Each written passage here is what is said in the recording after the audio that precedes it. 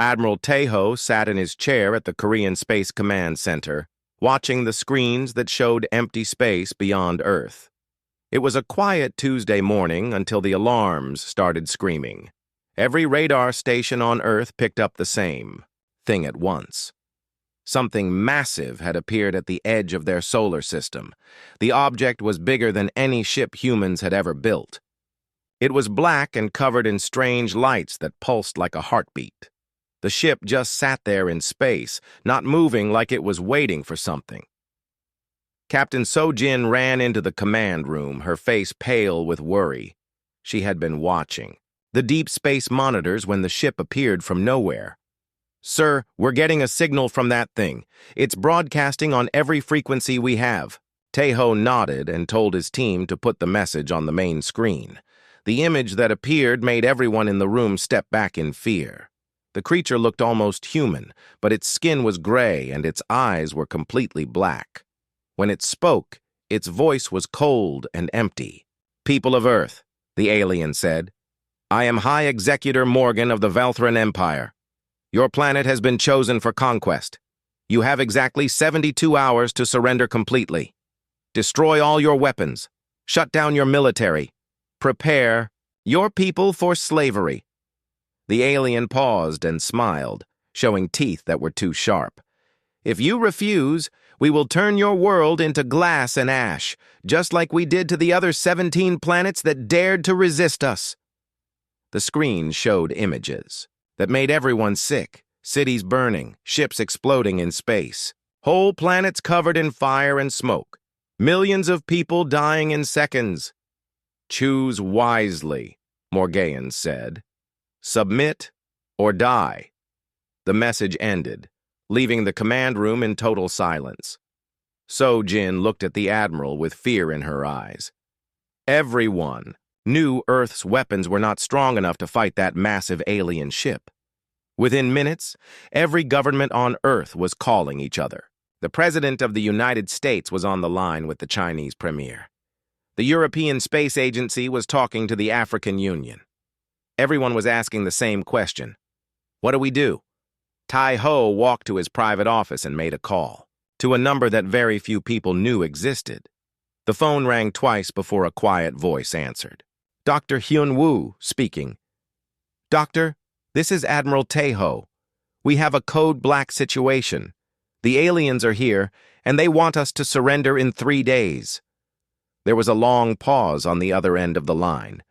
Dr. Hyun-woo worked in a place that didn't appear on any map. His job was so secret that even most government leaders didn't know what he did.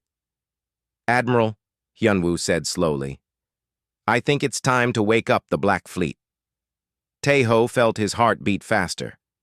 The Black Fleet was Earth's biggest secret. For 50 years, the world's best scientists and engineers had been working on something that could save humanity if the worst ever happened. Today was that day. "How long do you need?" Taeho asked. "Give me 36 hours to prepare everything. Can you buy us that much time?" "I'll try." Taeho hung up the phone and walked back to the command room.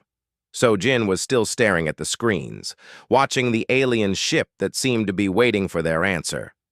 "Captain," Taeho said, "get me a line to every military commander on Earth. We need to have a meeting." 2 hours later, commanders from every nation sat around a video call that was protected by the strongest encryption Earth had. General Peterson from America, Marshal Chen from China, Admiral Volkov from Russia, and dozens of others all looked worried and scared. "What are our options?" asked General Martinez from Brazil. Admiral Singh from India shook his head. "Our best weapons are nuclear missiles, but that ship is probably protected against them. We don't even know how their technology works." "Maybe we should surrender," suggested Marshal Liu from China. "If we give up now, at least some humans might survive." "Did you see those pictures?" So-jin asked angrily. "They showed us what happens to planets that surrender. Everyone dies anyway. They just want us to make it easier for them." Taeho listened to everyone argue for an hour. Some wanted to fight with everything they had. Others wanted to surrender and hope the aliens would be kind. A few suggested trying, to run away to other planets, but everyone knew that was impossible. Finally, Tejo stood up and everyone got quiet. "I understand you're all scared," he said. "I'm scared too, but I want you to listen carefully. Earth has been preparing for this day for 50 years. We have something the aliens don't know about, something that might give us a chance." General Peterson leaned forward. "What are you talking about, Admiral?" "I can't tell you everything right now, but I need you to trust me. Keep your militaries ready, but don't attack that ship. Make them think we're preparing to surrender. Buy us time." "How much time?" asked Admiral Singh. 2 days, maybe less." The meeting ended with everyone agreeing to follow Tejo's plan, even though most of them didn't understand it. They would prepare their armies to look like they were giving up, while secretly getting ready for the biggest battle in human history. That night, Sojin stood on the observation deck of the space station, looking out at the stars. The alien ship was visible as a tiny dark spot against the light of distant suns. She thought about her family back on Earth, her 2 children who were probably scared and confused by the news reports. "We're really going to fight them, aren't we?" she asked when Tejo joined her at the window. "Yes," he said quietly. "And we're going to win." "How can you be so sure?" Tejo smiled for the first time that day. "Because they made one big mistake. They think we're just a primitive planet with simple weapons. They have no idea what we've been building in secret all these years." Far below them, Earth continued to spin peacefully in space, while hidden in the deepest ocean trenches and buried under mountains, humanity's greatest secret was waking up from its long sleep. 3 miles below the surface of the Pacific Ocean, in a place that didn't exist on any official map, Minho walked through corridors that had been carved out of solid rock. The facility was so deep that the water pressure above would crush any normal submarine in seconds. But this wasn't a normal place. He stopped at a massive door made of metal that humans hadn't invented until 5 years ago. When he placed his hand on the scanner, lights flashed green and the door slid open with a quiet hiss. Inside, the biggest secret in human history was waiting. The underground cavern was enormous, big enough to hold a small city. Floating in pools of water that glowed with strange blue light were 37 ships unlike anything most humans had ever seen. They were sleek and black, with smooth curves that seemed to bend light around them. These weren't the clunky metal boxes that Earth's normal space fleet used. These ships looked like they had been grown rather than built. "Beautiful, aren't they?" Dr. Hyunwoo said as he walked up behind Minho. The old scientist looked tired, but his eyes were bright with excitement. 50 years of work, and today we finally get to use them." Minho nodded, still amazed by what he was seeing. He had been working on these ships for 10 years, but he had never seen them all together like this. "Are they ready?" "The engines are online. The weapons are charged. The crews have been training in secret for years." Hyunwoo smiled. "Oh, yes. They're ready." The story of the Black Fleet began 50 years ago in Siberia. A Russian mining team had found something buried in the ice, a ship from another world that had crashed there thousands of years ago. Most of the ship was broken, but enough pieces survived for human scientists to study. It took 20 years just to understand how the alien technology worked. The ship used something called quantum mechanics to bend space and time. Its engines could make it invisible. Its weapons could destroy entire mountains. Most importantly, it could travel faster than light by folding space like a piece of paper. Every major nation on Earth contributed to the project. American engineers built the hulls. Chinese scientists designed the computers. Russian experts worked on the weapons. Korean technicians assembled the engines. For 50 years, the best minds on Earth had worked together in secret to build humanity's ultimate weapon. Commander Yoonji stood on the bridge of the flagship, a ship called Shadow of Terra. She was only 35 years old, but she had been training for this moment since she was 18.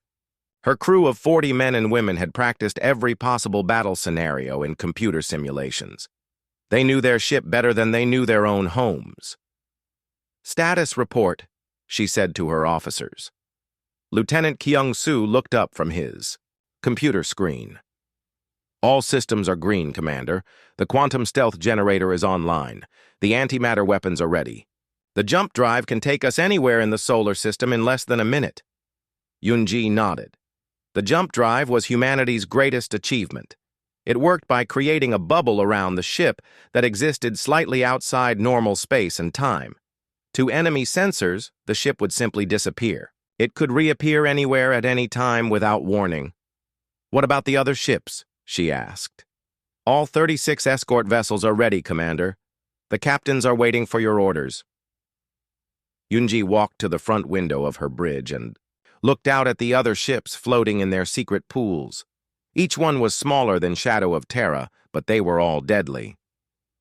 The smallest ship in the fleet could destroy anything in Earth's regular space navy.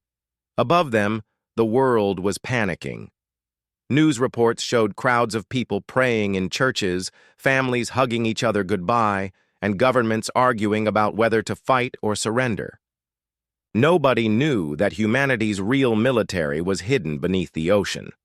Meanwhile, in his office in Seoul, diplomat Ji-ho was having the worst conversation of his life. He was talking to High Executor Morgan through a video link that made his skin crawl. The alien's black eyes seemed to look right into his soul. "Your leaders are taking too long to decide," Morgan said in his cold voice. "Perhaps they need more motivation." The screen changed to show images from space. 3 more alien ships had arrived to join the first one. They were smaller than the massive dreadnought, but each one was still bigger than anything humans had built. "4 ships should be enough to handle your primitive planet," Morgan continued. "Unless you prefer we call for more help?" Ji-ho tried to stay calm. "High Executor, our people are scared. We need more time to organize the surrender. Surely you can understand that." Morgan laughed, a sound like breaking glass. "Your fear means nothing to me, human. You have 18 hours left. If you haven't surrendered by then, we will begin destroying your cities one by one." The communication ended, leaving Ji-ho alone in his dark office. He immediately called Admiral Tae-ho. "They moved up the deadline," Ji-ho reported. 18 hours, and they brought 3 more ships." "I know," Tae-ho said. "We've been watching them. Don't worry. 4 ships or 40 ships, it won't matter." "How can you be so confident?" "Because I just got word from Dr. Hyun-woo. The Black Fleet is ready to launch." Deep under the ocean, Minho watched as the first ship rose out of its pool. Water ran off its hull like the ship was covered in oil. The engines made no sound at all, but he could feel a strange vibration in the air around him. One by one, the other ships began to rise. 37 vessels that represented the peak of human science and engineering. Ships that could fight like ghosts and strike like lightning. Commander Yoon-ji spoke into her microphone, broadcasting to all the ships in the fleet. "This is Shadow of Terra to all Black Fleet vessels. Today, an alien empire made the mistake of thinking humanity was weak. Today, we prove them wrong. Today, we show the galaxy what happens when you threaten Earth." The response came from 36 captains at once. "Ready to serve, Commander. Ready to fight." The ships moved toward the exit tunnels that would take them to the surface. These tunnels had been built in secret over many years, hidden under the ocean floor. When the ships emerged, they would be invisible to every sensor the aliens had. As Shadow of Terra entered the tunnel that would lead to open water, Yoon-ji looked at the picture she kept on her control panel. It showed her daughter playing in a park in Seoul, laughing as she chased butterflies. The child had no idea that her mother was about to fight the most important battle in human history. "For Earth," Yoon-ji whispered to herself. "For all our children." Admiral Chang Min stood in the Earth Defense Command Center, watching hundreds of screens that showed ships from every nation on Earth. American destroyers, Chinese cruisers, Russian battleships, and vessels from 50 other countries were all moving into position around Earth. To anyone watching, it looked like humanity was preparing to surrender. But Chang Min knew the truth. Every ship captain had received secret orders. They were to make the aliens think Earth was giving up while actually preparing the biggest trick in military history. Broadcasting surrender signals on all frequencies, reported Captain So Jin from her position on the bridge of the Indomitable. Her ship was one of the largest in Earth's normal fleet, but compared to the alien vessels, it looked like a toy. Good, Chang Min replied. Make sure the aliens see everything. Let them think we're scared and helpless. High above Earth, the 4 alien ships waited like hungry sharks. High Executor Morgan watched the human ships move into surrender formation and smiled. These primitive creatures were finally learning their place. What Morgan didn't know was that every human ship was equipped with new sensors that had been developed from alien technology.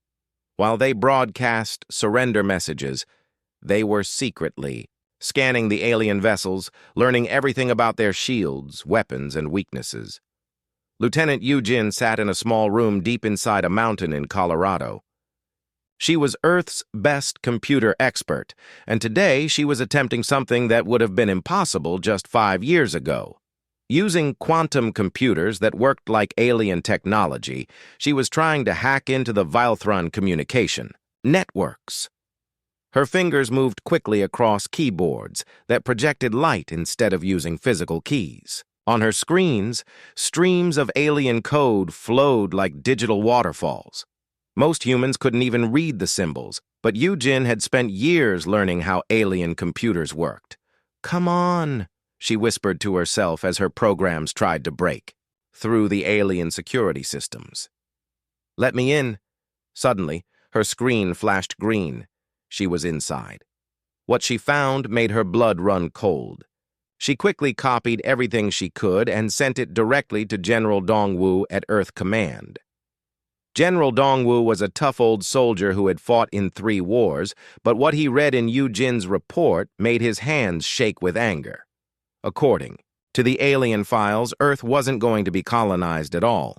The aliens planned to strip mine the entire planet, taking every useful metal and mineral. All humans would be killed, not enslaved. Even if Earth surrendered completely, every man, woman, and child would be dead within a year. Dongwu immediately called Admiral Tae-ho. "Admiral, the surrender option is off the table. According to their own files, they're going to kill us all no matter what we do." "Are you sure?" Tae-ho asked. Lieutenant Yu Jin hacked their computers. "I'm looking at their invasion plans right now. They call humans useful biological waste that needs disposal after planet harvesting." Tae-ho was quiet for a moment. Then, his voice became as hard as steel. "Then we give them a war they'll never forget.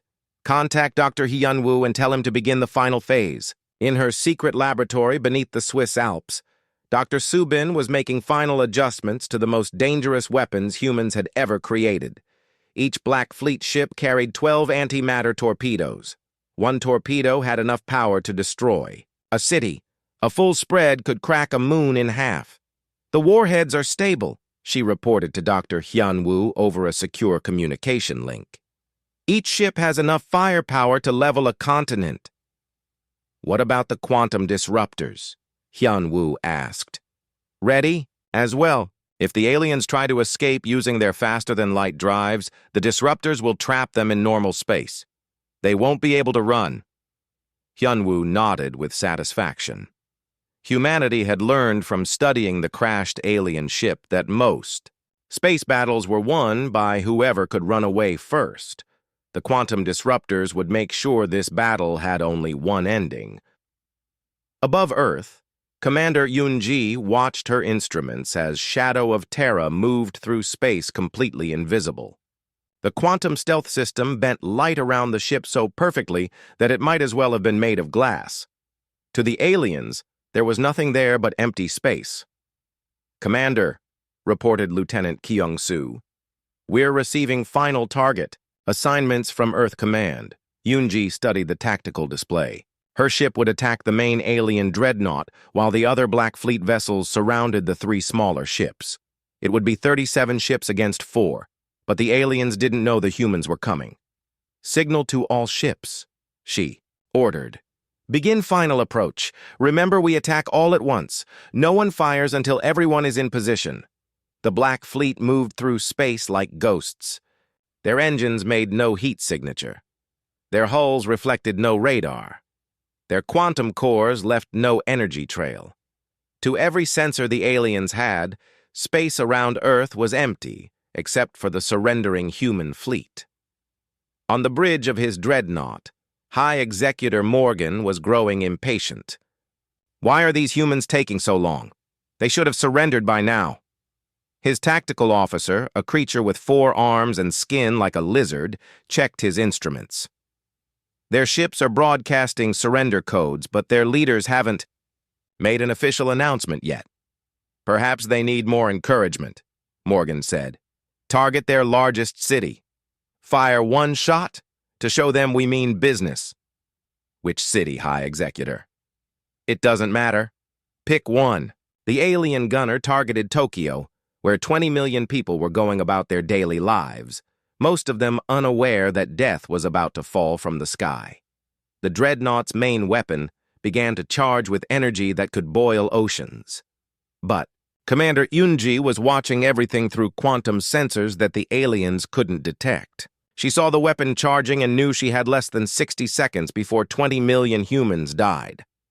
"All ships, this is Shadow of Terra," she broadcast on the Black Fleet's secret frequency. "Change of plan. We attack now.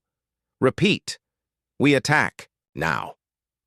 37 black ships suddenly appeared out of nowhere around the 4 alien vessels. They materialized from quantum stealth like nightmares becoming real. High Executor Morgan's last thought was confusion. Where had these ships come from? How had the humans hidden an entire fleet? How was this possible? He never got his answers. Shadow of Terra fired 6 antimatter torpedoes directly into his ship's bridge. The explosion was so bright that people on Earth could see it with their naked eyes, even in daylight. The other 3 alien ships tried to run, but the quantum disruptors activated, trapping them in normal space. They were surrounded by human ships that fought like nothing in the galaxy had ever fought before. The battle lasted exactly 17 minutes. When it was over, 4 burning wrecks drifted in space where the alien ships had been. Commander Yoonji opened a communication channel to Earth. "Earth Command, this is Shadow of Terra. Mission accomplished. All alien vessels destroyed." The celebration on Earth lasted for hours, but Yoonji wasn't celebrating yet. She knew this was just the beginning. The aliens had come from somewhere, and they would send more ships when these 4 didn't return home. "Set course for the edge of the solar system," she ordered her crew. "We need to find out where they came from." The Black Fleet had won its first battle, but the war was just starting.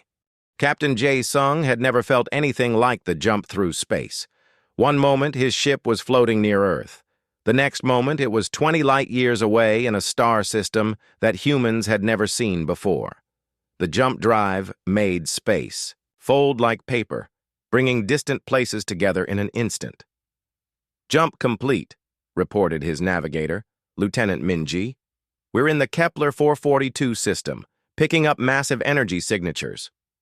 Through the front window of his ship, Jae-sung could see something that made his heart race. It was a space station bigger than a city, surrounded by hundreds of alien ships. This was the Vilethron military headquarters, and they had no idea that humans were coming. "Signal Shadow of Terra," Jae-sung ordered. "Tell Commander Yoonji we found their main base." 3 days had passed since the Black Fleet destroyed the 4 alien ships near Earth. Using computers taken from the wrecks, Lieutenant Yoo-jin had decoded the location of every major Vilethron military base. What she found was terrifying. The aliens had conquered dozens of star systems and enslaved billions of people. But Commander Unji wasn't scared. She was angry.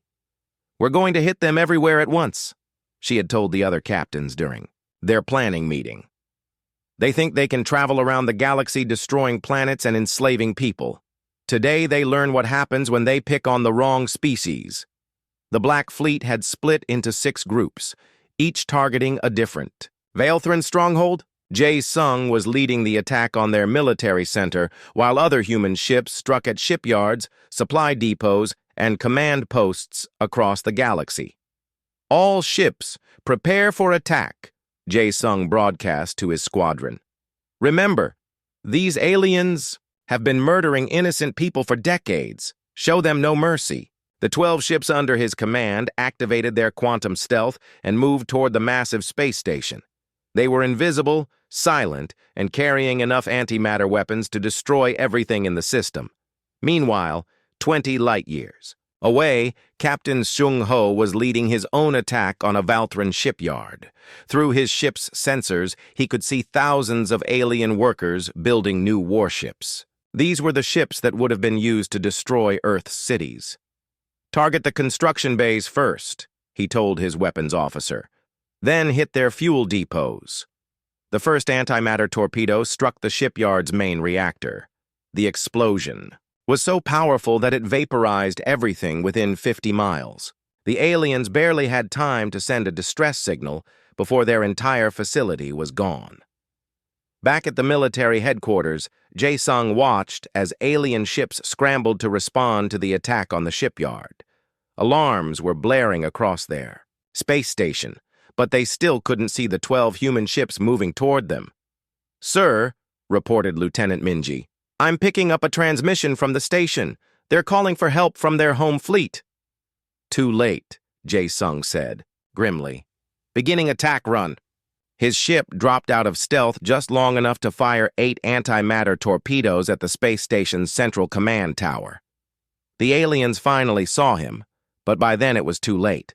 The explosions tore through the station like a chain reaction, destroying computer centers, weapons platforms, and command posts.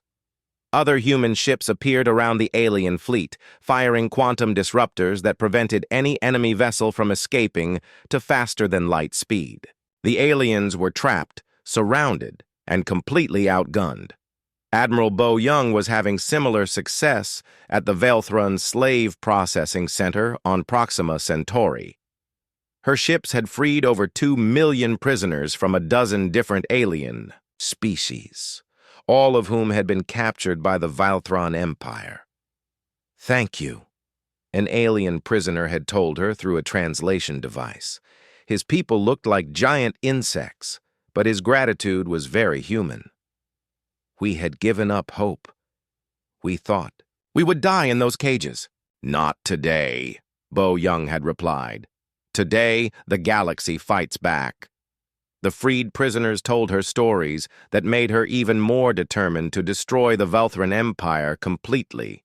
Entire planets had been strip-mined until they were nothing but dead rocks. Billions of people had been worked to death in alien factories.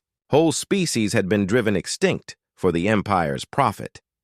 But the most shocking discovery came from Colonel In-Soo, who was leading ground troops on a liberated planet called New Eden.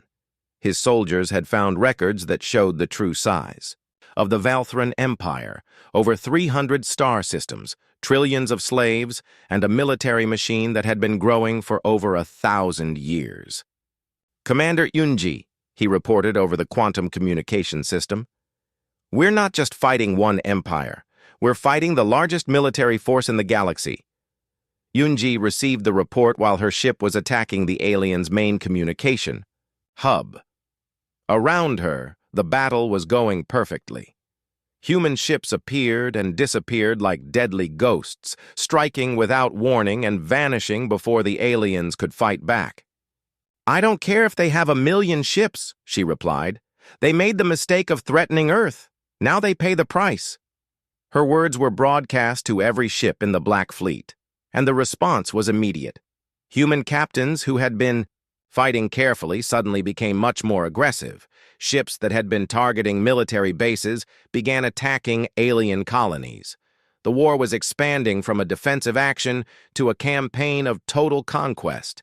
Captain Sang Woo was leading the assault on the Valthran homeworld itself. His 10 ships dropped out of faster-than-light travel just outside the alien home system and immediately saw something incredible, over 200 alien warships waiting for them.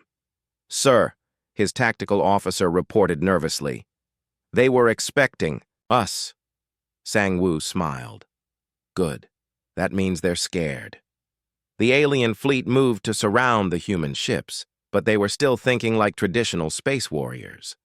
They expected humans to fight like other species, ship to ship, weapon to weapon, until one side was destroyed. Instead, Sang-Woo ordered his ships to scatter and use their quantum stealth systems. 10 ships became invisible and began attacking the alien fleet from all directions at once.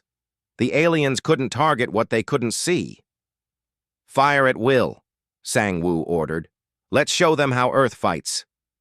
The battle around the Valthran homeworld lasted for 6 hours. When it was over, the aliens had lost every ship, while the humans hadn't lost a single vessel. The most powerful military empire in the galaxy had been defeated by 10 ships from a planet they had thought was primitive. As reports of victory came in from across the galaxy, Commander Yun-ji realized that something amazing had happened. In just 1 week, humanity had gone from a species facing extinction to the dominant military force in known space. But the biggest surprise was yet to come. As the Black Fleet regrouped near Earth, they discovered that they weren't alone anymore. Ships from the species that the Valthrans had enslaved were arriving to join the human fleet. Former prisoners wanted to fight alongside their liberators. "Commander," Lieutenant Kyung-soo reported, "we're receiving messages from over 40 different species. They all want to form an alliance with Earth." Yun-ji looked out at the growing fleet of ships from across the galaxy, all united under the banner of freedom that humanity had raised. "Signal Earth Command," she ordered. "Tell them the Valthran Empire is finished, and tell them that humanity just became the leader of the largest alliance in galactic history." The age of human expansion had begun. Supreme Chancellor Kithara stood in the war room of the Valthran Supreme Command, staring at reports that seemed impossible. In just 2 weeks, her mighty empire had lost over half its military fleet to a species that wasn't supposed to exist. "How many ships do the humans have?" she asked her military advisor, a scarred veteran named General Vorthak. "Intelligence suggests no more than 50 vessels, Supreme Chancellor, but their technology is unlike anything we've encountered.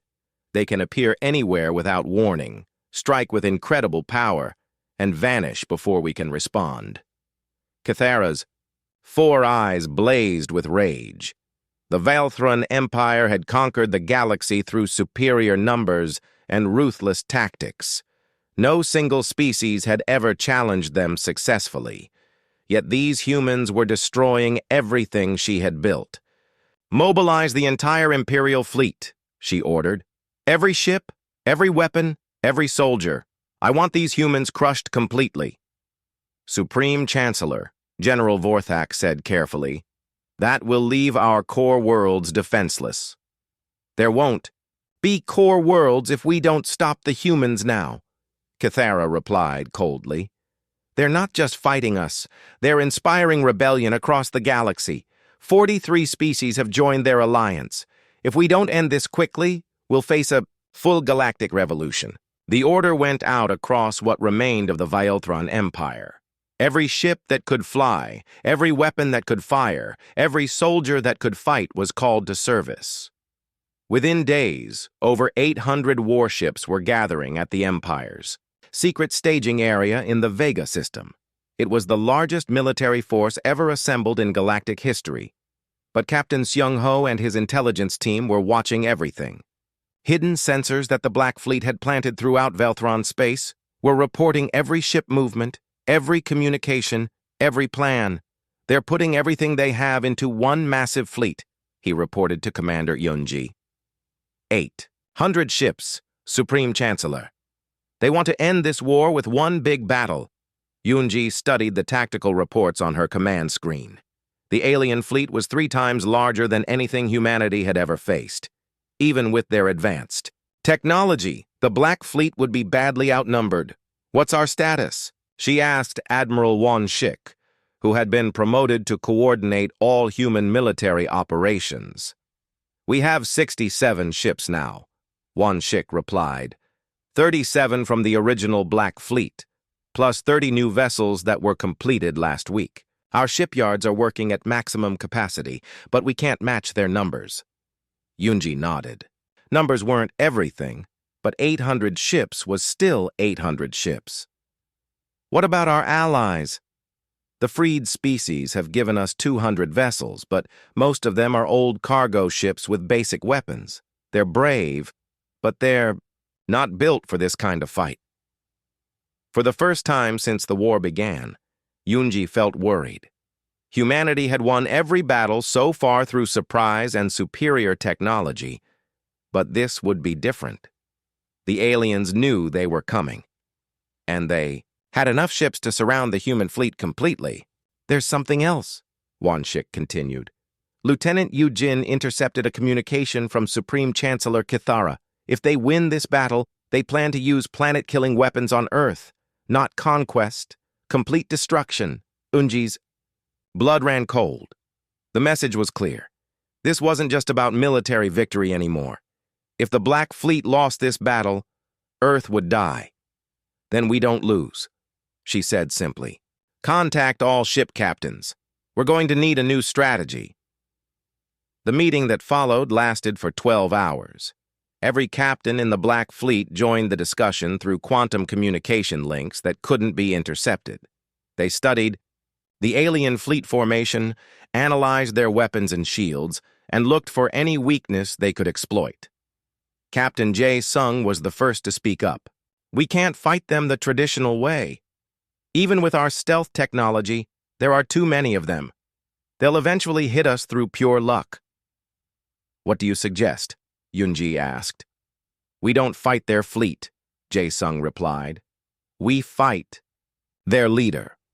The plan that emerged was the most dangerous thing anyone had ever attempted. Instead of engaging the alien fleet in open battle, the Black Fleet would use their quantum jump drives to appear directly inside the enemy formation. Their target wouldn't be the 800 warships. It would be the single command vessel, where Supreme Chancellor Kithara was directing the battle.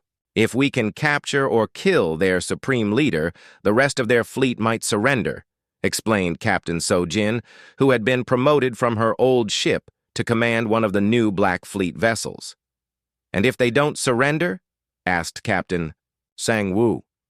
"Then we fight 800 ships with 67 and hope we're as good as we think we are," Yunji replied grimly.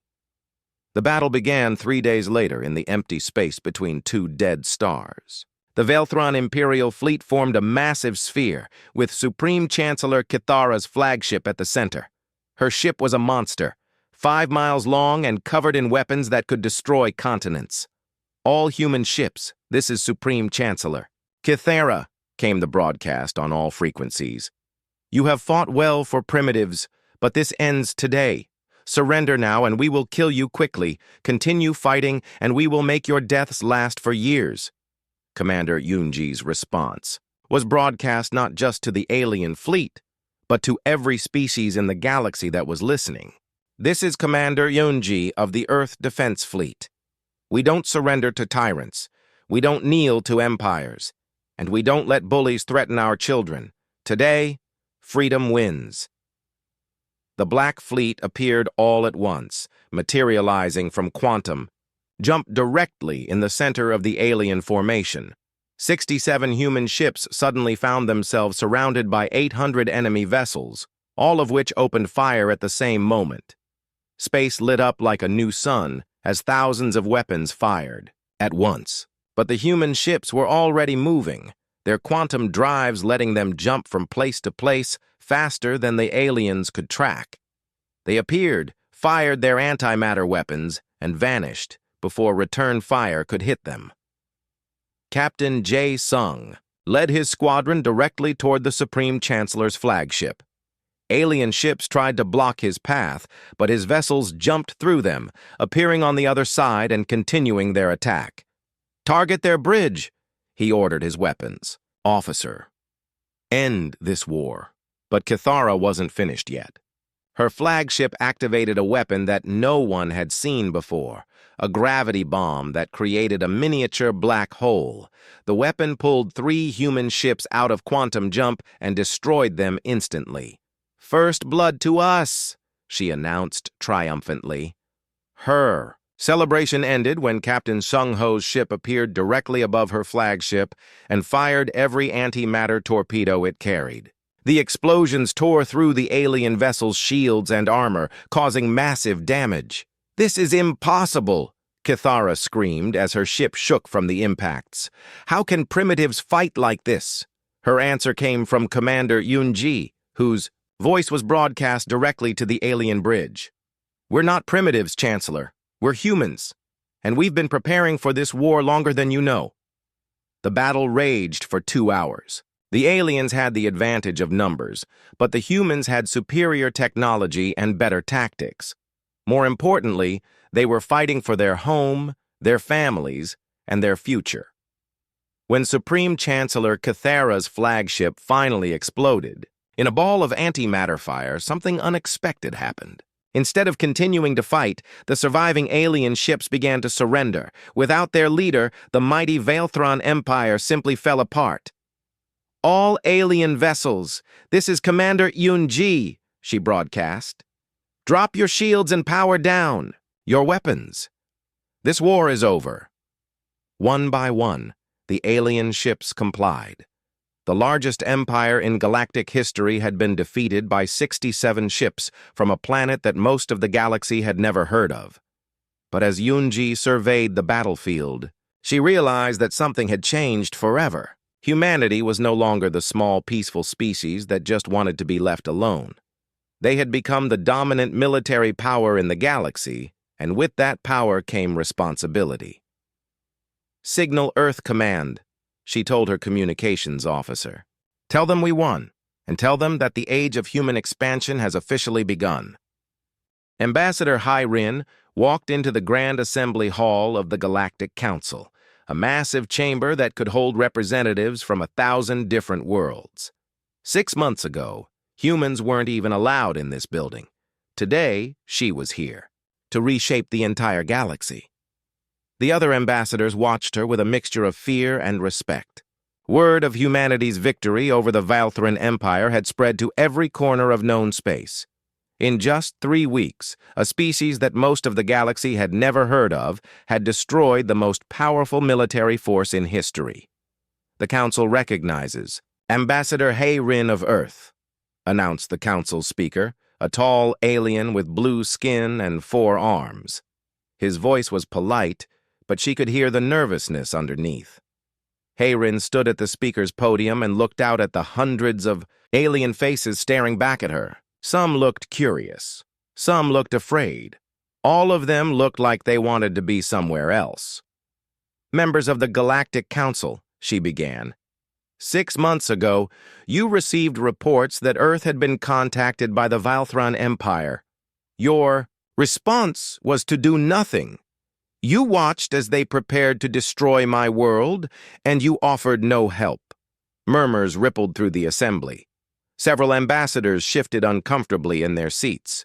"But humanity doesn't hold grudges," Hai Rin continued. "We understand that you were afraid. The Veilthrons were powerful, and resistance seemed impossible. You chose survival over justice, and we don't blame you for that choice." She paused and smiled, but it wasn't a friendly smile. However, things have changed. The Veilthron Empire no longer exists. Their fleets have been destroyed. Their worlds have been liberated. Their slaves have been freed. And the galaxy now has a new, dominant power. The hall fell completely silent. Everyone knew what she was about to say, but hearing it out loud would make it official. "Earth claims authority over all former Veilthron territories," Hai Rin announced.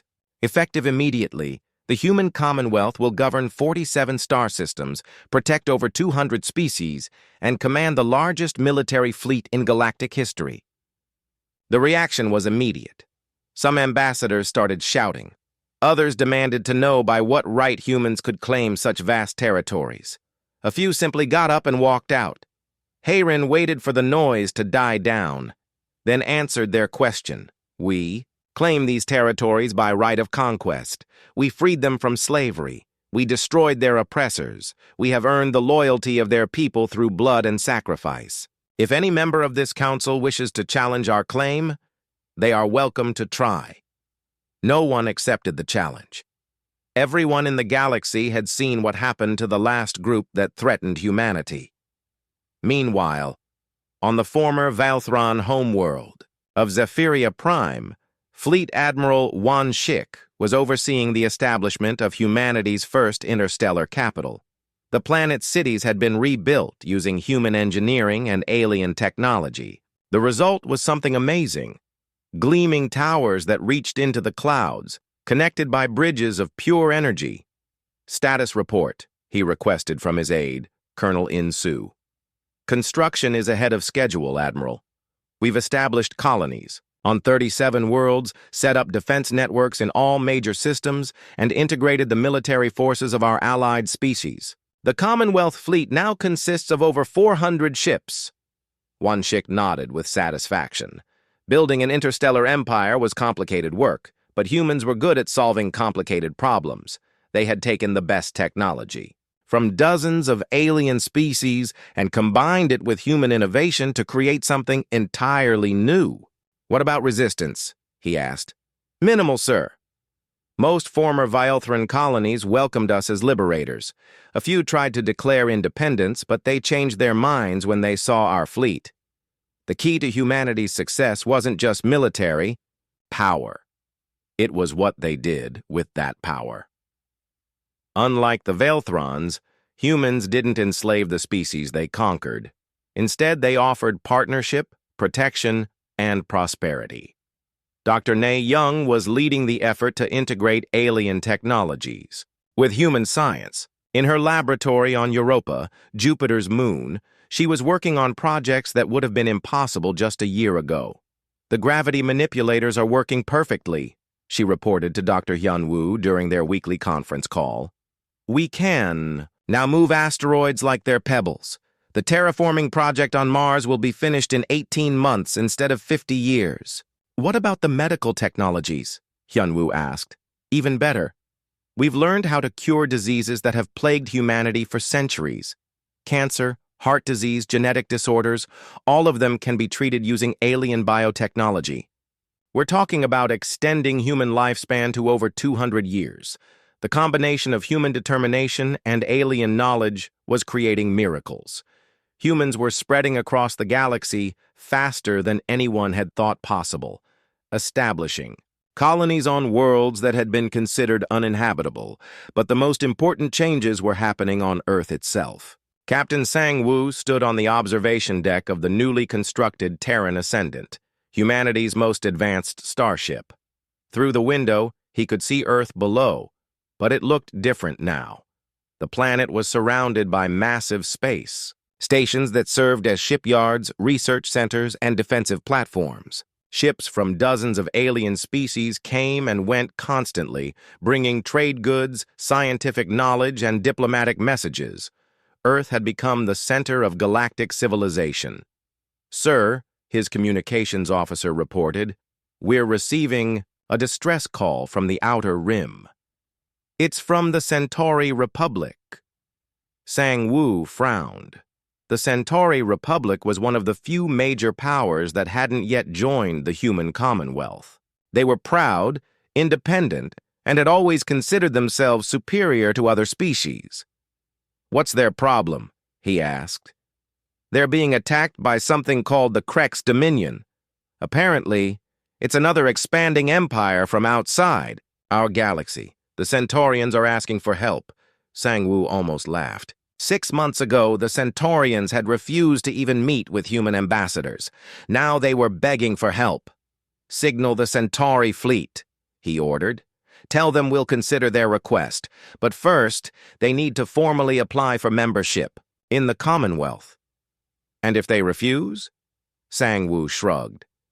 Then they can fight the Kreks alone. We're not running a charity service. But even as he said it, Sang-Woo knew that humans would probably help anyway. Despite everything they had been through, humans still believed in protecting the weak and fighting for justice. It was what made them different from every empire that had come before. The distress call was answered within hours. The Terran Ascendant and 50 other Commonwealth ships jumped to the Centauri system, arriving just as the alien invaders were preparing to destroy the capital planet. The Kreks Dominion had clearly been watching the war between humans and Velthrons. Their ships used similar technology, and their tactics were obviously designed to counter human advantages. They had quantum shields that could deflect antimatter weapons and gravity weapons that could pull ships out of quantum jump. But they had made one crucial mistake. They had underestimated human adaptability. All ships, this is Captain Sang-Woo, he broadcast to the Commonwealth fleet. These aliens think they know how we fight. Let's show them how quickly humans learn. The battle that followed was unlike anything the galaxy had ever seen. Instead of using their usual hit-and-run tactics, the human ships fought in perfect coordination with their alien allies. Centaurian energy weapons combined with human antimatter torpedoes. Zephyrian gravity manipulators worked with human quantum disruptors. The Kreks fleet was destroyed in 30 minutes. As the last enemy ship exploded, Sang-Woo received a transmission from the Centaurian commander. "This is Admiral Zarthul of the Centauri Republic," came the formal voice. "On behalf of my people, I wish to formally request membership in the Human Commonwealth. We were wrong to refuse your earlier offers." Sang-Woo smiled. "Welcome to the Commonwealth, Admiral. We're glad to have you." Later, as his ship headed back toward Earth, Sang-Woo thought about how much had changed. A year ago, humanity had been a small, peaceful species that just wanted to explore the stars.